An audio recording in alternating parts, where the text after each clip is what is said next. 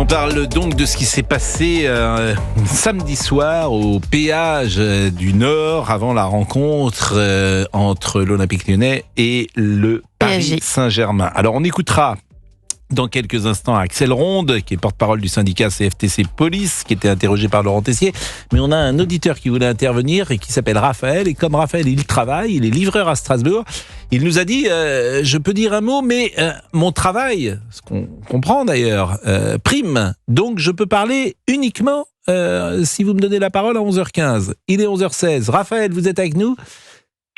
Bonjour Pascal. Je dis tout aux auditeurs parce que c'est plus simple d'abord, et puis ça me permet de vous écouter. Bonjour Raphaël, votre avis ? Eh bien écoutez, je suis choqué, c'est absolument inadmissible ce qui se passe là, c'est un truc de fou. Quand je vois ça, je me dis, c'est pas des supporters ces gens-là, c'est une honte en fait, c'est une honte et ça arrive trop souvent en fait avec certaines équipes, et c'est scandaleux. Scandaleux. Il y avait certainement des enfants, des pères de famille. Je suis d'accord avec vous, mais est-ce que vous avez une explication et ensuite est-ce que vous avez une solution ? Alors l'explication, c'est simplement, je pense, la bêtise, l'idiotie. L'explication, non, l'explication, il n'y en a pas. C'est des gens qui sont débiles. Je suis désolé, faut être débile. Ils sont violents, débiles. Moi, je me suis dit, non, mais faut être honnête, faut dire les mots. À un moment donné, moi, je me suis déjà déplacé pour une finale de coupe de la Ligue et de Coupe de France avec le club que je supporte, le Racing Club de Strasbourg. Il n'y a pas de problème. Il n'y a pas de problème, voilà. Il n'y a pas de problème. On se déplace. Moi, je peux croiser des supporters de d'autres équipes. J'ai pas envie de leur casser la gueule. J'ai pas envie de leur casser leur bus, j'ai pas envie de leur foutre le feu. Faut être complètement malade en fait pour faire ce genre de choses. Je suis assez d'accord avec vous. En tout cas, faut être complètement taré. En fait, c'est des phénomènes de des groupe. gens sous prétexte, on salit l'image du club et on se dit supporters. C'est pas des supporters ça. Ça c'est pas des supporters. Non, c'est des ultras ou des hooligans.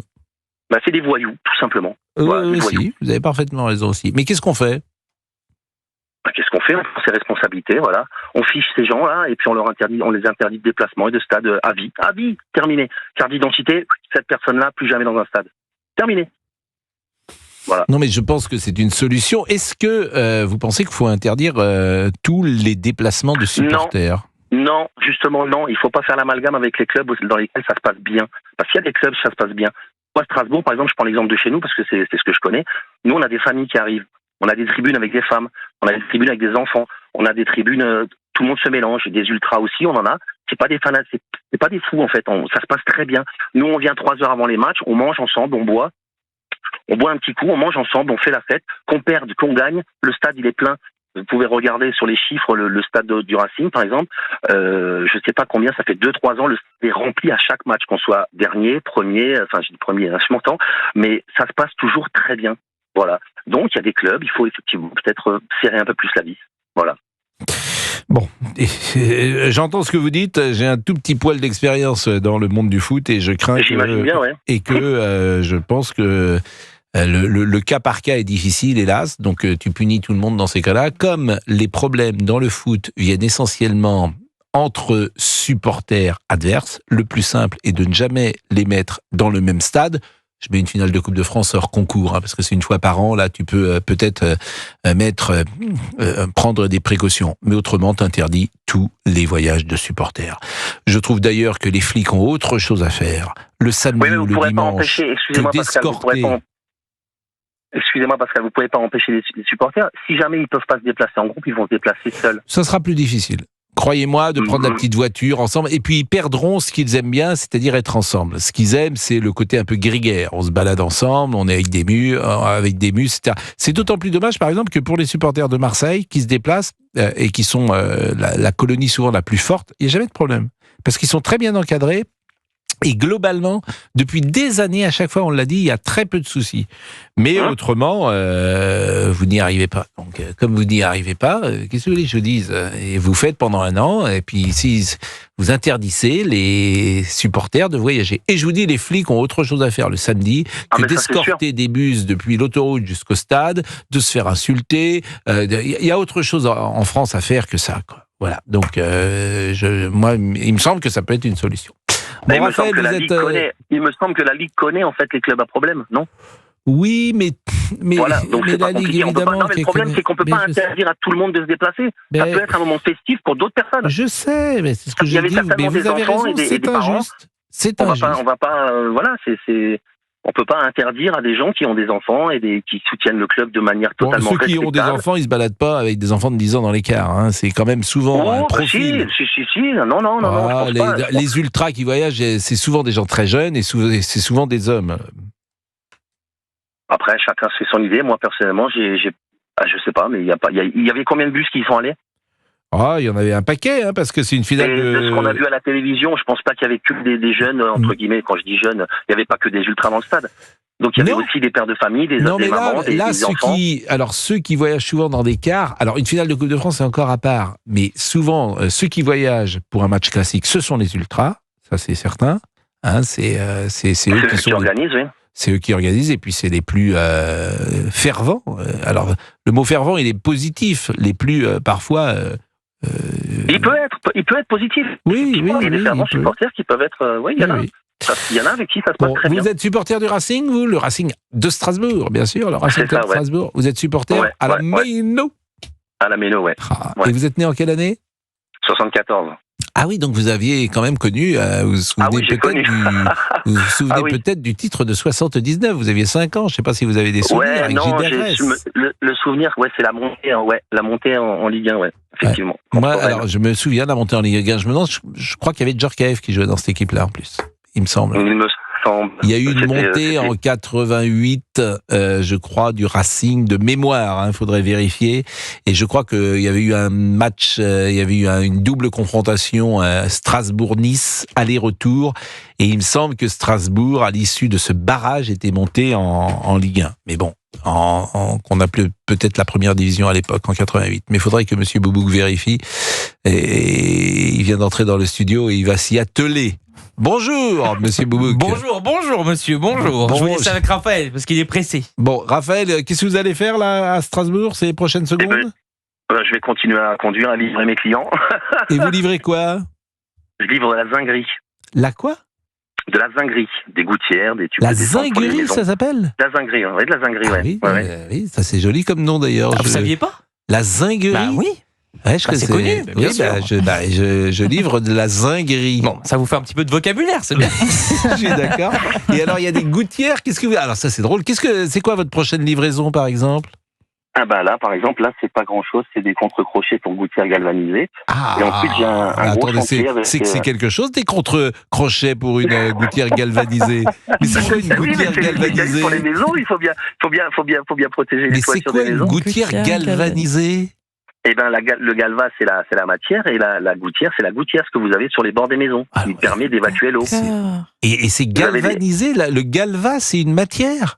Voilà, c'est galvanisé. Alors, écoutez, le zinc est une matière, le cuivre est une matière aussi. Mais vous savez ça, vous, monsieur Lafitte, qui sait tout? J'en ai entendu parler, oui. Oui, donc il savait pas. Lui, il confond avec le calva, parce que le calva, c'est le matin. C'était pas le calva, il confond. Le calva, oui, non, je connais pas. Le calva, il le met directement avec le fromage le matin quand il arrive dans sa gouttière, exactement. Ah non, mais c'est génial, ça, le galva. Bon, non, c'est bien, c'est bien. Et ça, vous allez chez un particulier? Chez les professionnels, la plupart du temps, sur des chantiers, c'est des commandes de professionnels qui on les livre directement. Bon, écoutez, merci beaucoup, Raphaël, et bonne livraison, si j'ose dire. Merci à vous. Il est 11h24. Toujours cette émission. Non, c'est sympa. Vous nous écoutez là dans la voiture? Oui, tous les jours, dans le camion. Et c'est la première fois que j'ai l'impression que Raphaël nous appelle. Non, on s'est déjà parlé à propos de monsieur... oh là là, ça y est, j'ai un trouble. Monsieur Lafitte. Non, le chanteur. Rouleau et les As. Non, pas du tout. Non. Oh là là, ça y est, j'ai un trou. Le chanteur. Perturbé. Le chanteur, quel chanteur? Chanteur moderne ou ancien? Plutôt ancien, j'imagine. Femme, monsieur. Jean-Luc Lair? Mais non, celui qui chantait Serge Lama. Serge Lama. Voilà, on s'était eu au téléphone à propos de Serge Lama. Et toi, c'est pas pareil. Ça y est, il est lancé. Le soleil, quand il y avait sur les vagues d'enclume, toi. Vous l'avez lancé, Raphaël. C'est pas pareil. On peut plus l'arrêter. Merci Raphaël. Il est inarrêtable maintenant. Bah, ça, c'est la plus belle chanson de Lama et toi, c'est pas pareil. Vous vous souvenez, on avait fait une belle émission avec Lama. Est-ce qu'il y aura des petites best-of avant cet été, par exemple? Moi, c'est vraiment des bons souvenirs que j'ai eu avec Serge Lama, monsieur Tessier. Bah écoutez, vous avez fait la demande, donc oui, ça va exister.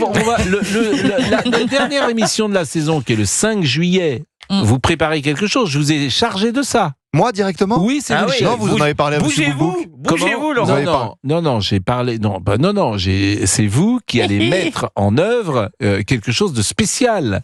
C'est le 5 juillet. Ah bah, on reviendra la sans plage. doute le 27 ou le 28 août, je ne sais pas quand on reviendra, mais on va prendre quelque chose. On reviendra, oui, on est repris. Moi, oui, mais vous... J'ai pas la confirmation. Qu'est-ce que vous voulez dire? Mais rien, vous voulez pas passer les sons que Laurent Tessier a fait avant? Non, je sais pas. On les passe maintenant ou on passe la pub? On va passer la pub. Oui, merci d'être réactif. Monsieur Lafitte, lui, il est déjà dans la salle de repos. C'est un bazar organisé. Oh là là. Et toi, c'est pas pareil. Nous terminons avec le match et les échauffourées de Lyon-Paris Saint-Germain avant la finale de la Coupe de France. Je vous propose d'écouter Axel Ronde. Il est porte-parole du syndicat CFTC Police. Il était interrogé par Laurent Tessier pour Europe 1. On est vraiment dans des situations épuisantes pour nous, les fonctionnaires de police. Je rappelle quand même, il y a plus de 40 000 policiers qui sont mobilisés sur toute une saison. Donc c'est énorme. Il faut toujours plus de policiers. Alors on a mis en place des process à l'intérieur des stades. Après, on les a mis à l'extérieur. Après, on a élargi les périmètres dans les centres-villes. Et puis maintenant, il va falloir qu'on sécurise toutes les autoroutes, tous les accès. Ça devient vraiment inquiétant. Ça devient inquiétant et les flics ou les policiers ne sont pas faits pour ça. Ils ont peut-être autre chose à faire. D'où la question, faut-il interdire les déplacements? Et cette question a été posée par Laurent Tessier à Axel Ronde.